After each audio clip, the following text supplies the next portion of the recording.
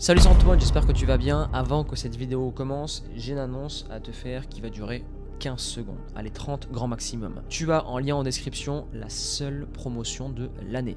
Le pack Pro Performance est à 27 € au lieu de 117 €. Autrement dit, c'est l'opportunité de ce début de saison pour te préparer et surtout pour faire une bonne saison, te lancer en septembre, octobre, novembre.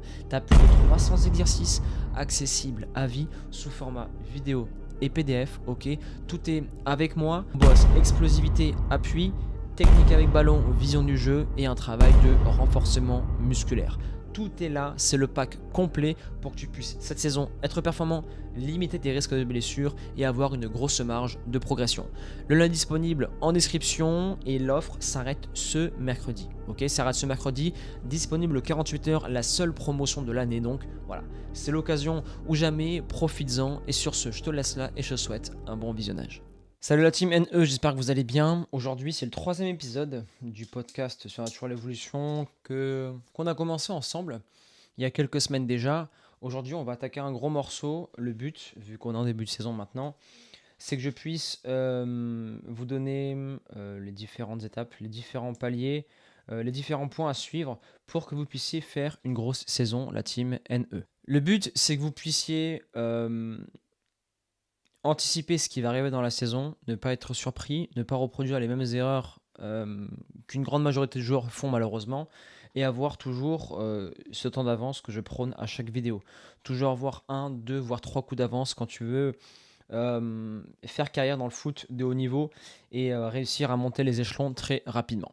Déjà, pour mettre les choses à plat et pour anticiper, prends un stylo, une feuille. Le but, c'est que tu puisses prendre des notes sur ce podcast, sur cette vidéo, afin que tu puisses, de ton côté après, peaufiner, approfondir certains points et avoir un plan clair, ou du moins un brouillon que tu mettras au propre juste après ce podcast, afin que ça ne fasse pas une saison de plus passer ou à mettre aux oubliettes. Non, on veut faire une grosse saison. Il y a beaucoup de choses en jeu, il y a beaucoup de retard qui a été pris à cause de la maladie 19, ok. Donc là, on est là pour enchaîner, pour embrayer. Et il n'y a pas le temps, quoi. Une saison, ça va vite. Une carrière aussi. Donc faut appuyer sur la pédale. Déjà, tu peux prendre ta feuille en deux et la séparer en deux morceaux. Horizontalement ou verticalement, comme tu veux. Il faut savoir qu'une saison se divise en deux parties. En deux parties, deux catégories. On a la préparation et on a la finalisation. Durant la phase de préparation, c'est là où on va intégrer les deux premiers points. Il faut activer l'effet cumulé et commencer à planter des graines. Des graines pour toi, investir en toi au travers de planification de programme, améliorer les points qu'il faut améliorer, ne pas oublier les points forts aussi. Les points forts, c'est 80% du travail et les points faibles, j'aime pas les appeler comme ça, mais les points améliorés, c'est 20% du boulot. Ok. Donc ça, c'est un premier point dans la préparation. Et aussi, pour semer les graines, c'est tout ce qui va être dans la création de réseaux et relations sociales et intelligence relationnelle. Hyper important. Quand tu regardes les gros aspects d'une saison ratée chez la plupart des joueurs, pour en avoir coaché, je crois que j'ai passé les milliers de coaching avec les joueurs en visio. Ce qui revient souvent, c'est la saison qui a foiré parce que je me suis blessé. Une blessure, pourquoi? Parce que d'ailleurs, il n'y a pas eu la préparation physique adéquate, il n'y a pas eu tout ce qui a été fait en amont, il n'y a pas d'hygiène de vie, ça fait le con. Donc déjà, c'est des points que tu peux noter. Si tu as eu des blessures, savoir d'où ça vient, être le plus mûr, mature, honnête et dur envers toi-même, afin que tu puisses comprendre là où ça pêchait et pour éviter les blessures. Ok. Si tu élimines les blessures de ta saison, sache que tu joueras tous les matchs, donc en probabilité que tu fasses de grosses performances, on est très élevé. Ok. Ensuite, ça rate par rapport aux blessures, ça rate par rapport à l'intelligence relationnelle avec les coachs. Je crois que tu entendras jamais ou très rarement un joueur dire cette saison j'ai pas joué, c'est de ma faute. J'ai mal parlé au coach ou j'ai pas été intelligent dans la manière de lui parler ou d'aborder la relation avec lui. C'est ok. Pourquoi? On analyse le prochain coach, ça ira. Tu t'es grillé sur cette saison, ok, avec ce club, ok, on change, on repart sur une feuille blanche. Mais malheureusement, la majorité vont dire oui, le coach est raciste, oui, le coach ne m'aime pas, oui, le coach, etc. Le coach, il n'est pas compétent, blabla. Mais tout ça, on s'en fout. Au final, le coach, c'est le boss, c'est lui qui décide. À un moment donné, il faut savoir que le coach que tu auras te suivra toute ta vie et toute ta carrière, d'accord? Si ce mec-là, tu ne l'as pas dans ta poche, il te mettra des bâtons dans les roues parce que les coachs s'appellent entre eux pour se transférer des joueurs, soit pour faciliter un transfert ou soit pour pourrir un transfert. Donc, ce qui fait une grosse différence selon moi dans une grosse saison, ça passe par toute l'intelligence que tu vas mettre en place pour le coach, les parents autour du terrain et aussi tes coéquipiers. Il faut savoir que les meilleurs agents sont tes anciens coéquipiers. C'est eux qui vont te filer les contacts, c'est eux qui vont pouvoir te placer, c'est eux qui vont pouvoir t'arranger. Avant de trouver un agent sportif, ok, les vrais agents sont tes anciens coachs et tes anciens coéquipiers, joueurs d'équipe. Ok. Donc si tu remplis, après il y a le troisième point, c'est de la contre-performance, mais ça revient au fait, ça revient au cycle de blessure. En général, le joueur se blesse, il est frustré, il parle mal au coach, il se fait griller, et après c'est un cycle en fait qui tourne en rond. Je pense que la base de base, c'est l'intelligence relationnelle qu'il faut mettre en place. Donc deux gros points sur la phase 1 de la préparation qui va de juillet jusqu'au mois de décembre, ok, avant la trêve hivernale. On est dans l'effet cumulé, on l'active, on plante des graines, on bosse. Donc comment on va s'organiser? On va déjà créer le plus de réseaux possible avec son coach, avec les différents coachs aussi que tu as dans ton entourage, tes anciens coachs. Coéquipier, ok. En plus de ça, tu peux rajouter, c'est une chose qu'on voit dans les programmes d'accompagnement qu'on propose chez Natural Evolution, on apprend aux joueurs à créer du réseau en allant sur différents médias sociaux, en démarchant des coachs, des agents. Il faut savoir une chose, c'est que au moment où faut voir ça en termes d'océan rouge, d'océan bleu. L'océan bleu, c'est où il y a très peu de concurrence. L'océan rouge, c'est là où il y a une grosse concurrence. Ok. La phase de préparation du mois de juillet jusqu'à la trêve hivernale, les agents et les coachs ne sont pas sollicités. On est en pleine saison, c'est pas encore la période des transferts. Ce que je te recommande de faire pour faire une grosse saison, au-delà, on le verra dans le second point, enfin dans le point d'après de la première phase de préparation, au-delà de t'entraîner, d'être vraiment prêt physiquement, ce qui pêche à chaque fois, c'est que les joueurs n'ont pas de visibilité et n'ont pas de contact. Pourquoi? Parce qu'ils ont déconné durant la première partie de saison et ils pensent qu'il faut commencer à chercher des clubs et des agents au mois de février-mars. C'est très compliqué et c'est tard à ce moment-là. Ou du moins, la concurrence va être rude parce que tous les joueurs vont spammer les clubs. La méthode qu'il faut faire, c'est commencer à préparer en amont, créer du réseau, du lien, ok, avec pas avec d'autres coachs. Ça sera vu comme une trahison de la part de ton coach actuel. Commence à créer du réseau avec des agents. Très facile à trouver les agents sur les différents médias sociaux. Tu te présentes, t'intègres ta carrière, t'intègres ton histoire. Tu lui dis que tu vas pas bosser avec lui, mais déjà, il s'est quitté, vous échangez vos numéros, vous restez en contact, et au moment où il y aura une galère, au moment où tu auras un besoin, tu passes un coup de main, un coup de fil, et ça, tu le multiplies. Ok. Dans une carrière, il faut toujours avoir plus de 5 opportunités de clubs, d'agents, etc. Comme ça, au final, tu sais que tu auras toujours une réponse positive et tu retomberas toujours sur tes pattes. Ok. Donc phase numéro 1, on va dans la relation dans le club, créer du réseau en dehors du club, ok, pour avoir le maximum de contacts le jour où il faudra passer à l'action, quoi. Ok. Et enfin, il faut que tu aies une préparation physique, mentale, technique. Tu vois, ce qui pêche le plus avec le temps, il y a la préparation physique, ok, bien évidemment, car c'est une chose très dure à acquérir et très facile à perdre. Contrairement au ballon, à la technique, ça se perd pratiquement jamais. Alors que la prépa physique, oui. C'est la chose qui pêche le plus. Parce que un joueur qui est prêt sur 6 mois est largement en avance qu'un joueur qui fait une prépa de 2-3 mois. Il y a une grosse différence.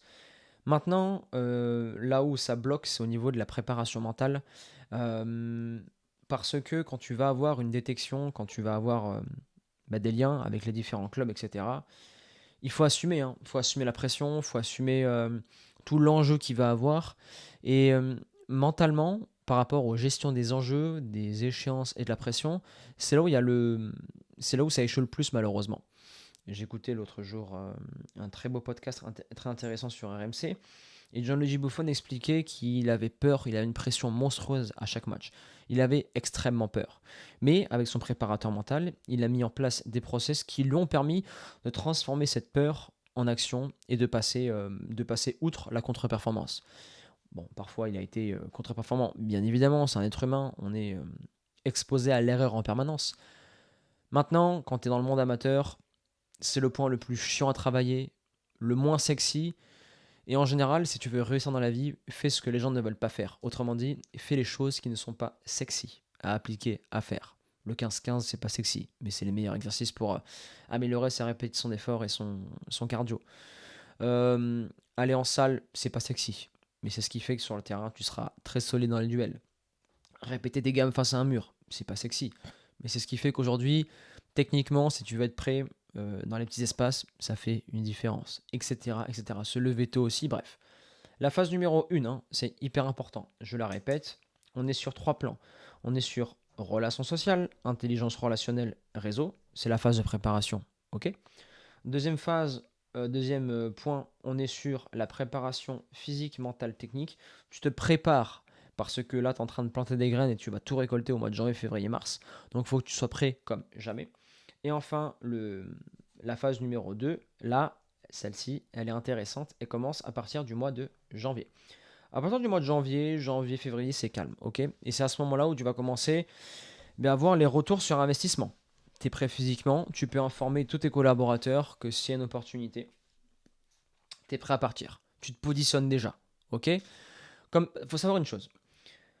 Un agent, comment il fonctionne? Un agent, comment il fonctionne? Tes anciens coéquipiers, comment ils fonctionneront et comment fonctionne l'être humain? Euh, Si demain tu es un agent ou tu es un coach et que tu te dis bon voilà, on m'a fait une demande, il me faut un très bon latéral droit, profil rapide, très bonne qualité de centre. Si tu as été en contact avec cette personne-là, que tu as préparé le terrain, que tu la relances une fois par mois pour prendre de ses nouvelles, et si tu l'as exposé ta disponibilité et ton désir d'évoluer dans un autre club et que tu corresponds à ce profil-là, tu seras la première personne appelée. Il faut savoir que dans le football amateur, c'est pas forcément les meilleurs qui sont transférés, mais c'est les joueurs disponibles au bon endroit, au bon moment. Et pour ça, c'est qu'une question de réseau, démarcher, relancer. C'est un travail en amont, hein, c'est un travail sur et en dehors du terrain. Mais c'est ce qui fait une grosse différence, ok. Mais pour ça, il faut que tu construises un réseau, une bonne intelligence relationnelle, préparation mentale, préparation physique, préparation avec ballon, bien évidemment. Et après, tu es prêt, hein.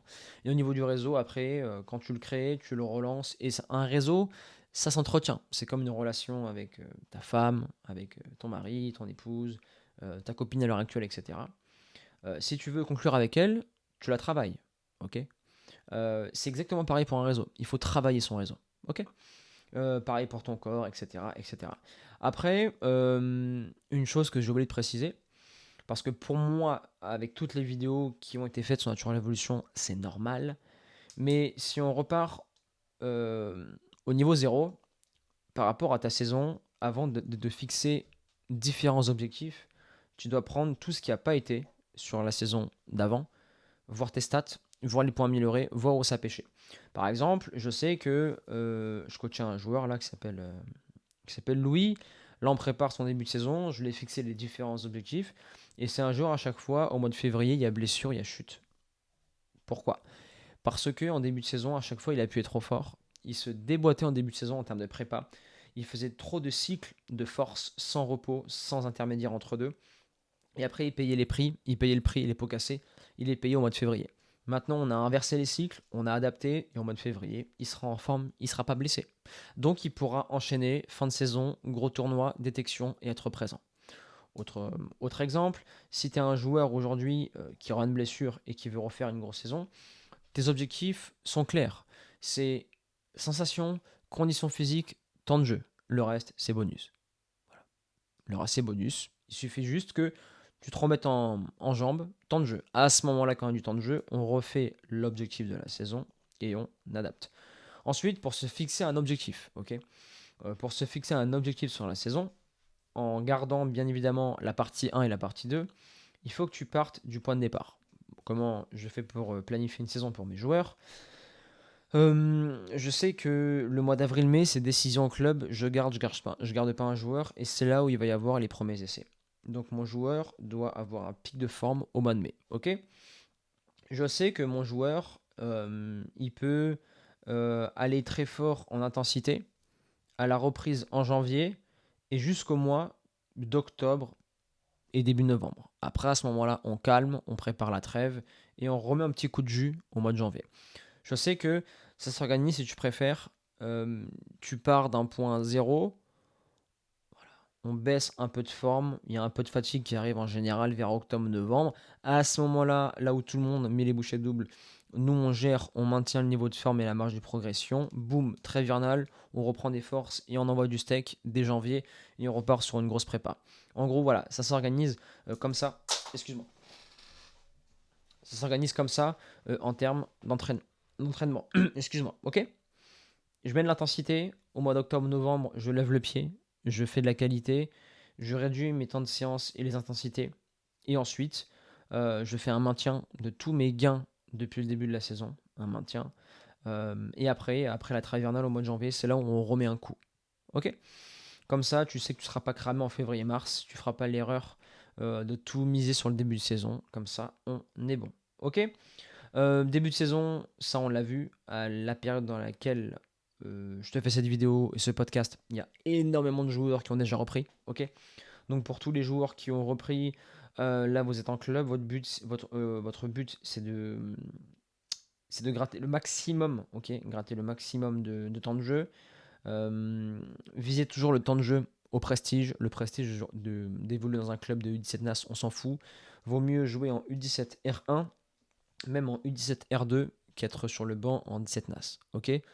Le prestige, on s'en fout. Ce qu'on veut, c'est le temps de jeu. Le temps de jeu, c'est prouver, prouver, prouver, vérité terrain, être mauvais, réadapter, être un peu meilleur, adapter, être bon, très bon, excellent. Et c'est comme ça que tu pourras vraiment passer un cap sur le terrain. Ok.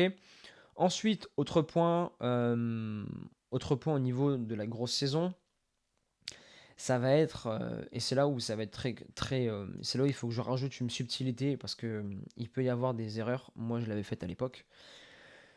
Quand tu crées un réseau, en pleine saison, ne parle pas de tes intentions. Je m'explique. Tu prends contact avec un agent ou tu prends contact avec une personne du milieu du football. Tu lui expliques, alors, tes ambitions finales, percer, devenir pro, etc. Ton caractère si tu veux, pour que la personne apprenne à te connaître. Mais ne dis pas, dès le mois d'octobre, démarche pas un agent en disant je te contacte pour déjà préparer la fin de saison et changer de club. Tout se sait. Ça va très vite. Le coach l'apprend, t'es grillé. C'est une erreur de communication de ta part. Donc c'est pour ça qu'il faut que j'ajoute ce point. Sois très précis, ne fais pas le con. Même quand tu parles à tes coéquipiers, ne jamais critiquer ton concurrent. Ça va revenir à ses oreilles un jour ou l'autre. Ton ami d'aujourd'hui est ton ennemi de demain. Autre chose, n'exprime pas tes ambitions et tes objectifs sous la frustration et sous la joie. Reste le plus froid possible, n'en parle à personne, seulement quand c'est signé. De toute façon, tu n'as même pas besoin de le dire. Ça sera su sans que tu en parles. Laisse le contrat faire du bruit à ta place. Mais surtout, hein, j'insiste, quand tu démarches un agent, un club, une personne dans le milieu du football, ne dis pas que tu veux changer de club. Dis-lui que tu veux créer un réseau, tu veux rester en contact, euh, en lui apportant sur la table un avantage. Elle aussi, la personne, ton interlocuteur, t'apportera un avantage. Et let's go. Let's go. Après, il n'y a plus qu'à. Il n'y a plus qu'à appliquer tout ce qu'on a vu sur papier. Je récapitule. Première phase, effet cumulé, on l'active. On est hyper bon sur terrain. On fait une grosse prépa intelligente, bien évidemment, en créant un réseau puissant pour récolter dans la partie 2 à partir du mois de janvier. Janvier, t'es chaud, t'es bien, t'as du temps de jeu, t'as limité les risques de blessure parce que tu t'es bien entraîné, t'étais carré dans les jeunes de vie, t'as pas fait les mêmes erreurs que la saison passée, t'as joué juste aux entraînements et sur terrain. Et après, t'actives les contacts parce qu'ils te connaissent, ils savent qui tu es en amont, ils connaissent ta valeur parce que tu as pu leur partager. Par exemple, quand tu... la plupart... Allez, je te file un hack. Un hack, qui va te faire gagner beaucoup de temps et ça se trouve qui vaut des millions si plus tard tu signes un gros contrat et que tu deviens millionnaire avec le foot. Quand tu démarches un agent, ne lui propose jamais de travailler avec lui dès le premier mail ou dès le premier message que tu vas avec lui. Un agent, ce que tu peux lui proposer, c'est de gagner du fric. Pour qu'un agent gagne du fric, il faut qu'il aille voir des matchs intéressants. Un exemple concret, ce que j'ai fait avec un joueur de Mérignac qui se reconnaîtra en regardant ce podcast. Je lui dis voilà, tu as un très bon joueur, tu as un niveau sans déformation. Voilà ce que tu vas faire. J'ai telle liste de contacts en Aquitaine, plus précisément en Gironde, ok. Tu évolues en as dans X catégorie. À chaque fois que tu joues au jar, tu fais un mail groupé avec ton nom, prénom, ton poste, ton CV à tous les agents du département et de la région si tu veux. Ils sont informés, tu leur exprimes tes ambitions, tu leur dis pourquoi ils devraient venir te voir. Venez me voir, j'ai le niveau, et tu leur dis ce qu'ils peuvent gagner. Moi, je suis à la recherche d'un conseiller pour qu'il me fasse passer dans le monde professionnel. Tu joues en as, tu ramènes les agents, il y en a encore plus au bord du terrain, t'es poli, t'écris bien, même si tu es pas bon, il reviendra te voir parce qu'il se dit ce type-là, il a du caractère, voilà, il a quelque chose, même s'il est pas bon, je vais aller le revoir et j'ai son numéro de téléphone. Tu auras son contact. Et à ce moment-là, l'agent pensera à toi à tel et tel moment. Tu sais, c'est pas un hasard, hein. On dit souvent oui, mais lui il a de la chance, il avait de l'argent, il a trouvé le club alors qu'il devait arrêter le foot, etc. Ouais, mais l'agent, comment il l'a trouvé? Sur le terrain, il a été bon, il a fait marcher le réseau. Comment il a eu un agent? Tous les joueurs aujourd'hui qui ont un agent, c'est entre joueurs qui se le passent ou c'est en démarchant sur les médias sociaux. Rien d'autre. Par exemple, un joueur que j'ai coaché il n'y a pas longtemps, qui est au centre des formations des Girondins, on a fait sa préparation pour l'équipe de France. Comment il a eu son agent? Il a été recommandé. Il a été recommandé parce qu'il a fait un très bon tournoi à Montaigu.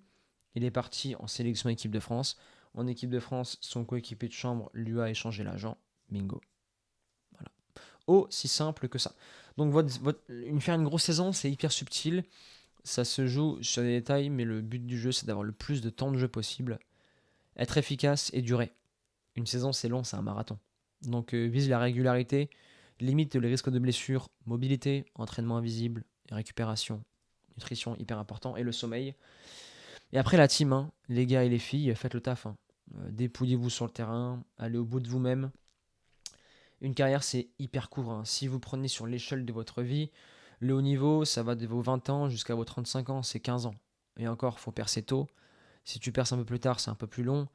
La fenêtre de tir est très courte, donc t'as pas le temps hein, pour ne pas investir en toi, pour te dire bon, je reste sur le canapé, pour te dire bon, oui, ça va. Non, passe à l'action, investis en toi, fais en sorte de n'avoir aucun regret à la fin de ta carrière, et après bosse, hein. Bosse, bosse, bosse, bosse, bosse. Là, il n'y a que le travail qui paie, effet cumulé derrière, et ensuite, je te souhaite de rester loin des blessures qui ne relèvent pas de ton, ou du moins, si, qui ne relèvent pas de ta faute, les fractures, les grosses, les ruptures, voilà, toutes ces choses-là que je ne te souhaite pas. On touche du bois encore une fois. Ok? On arrive à la fin de ce podcast, je te le répète encore une fois, mais en description, tu as le lien du pack pro Evolution qui est disponible à moins 80% de lundi jusqu'au mercredi 9 août. C'est la seule promotion de l'année. Donc c'est le moment d'en profiter. Ok, le programme est à 27 euros. C'est une mine d'informations, c'est bradé. Dedans, tu as plus de 300 exercices.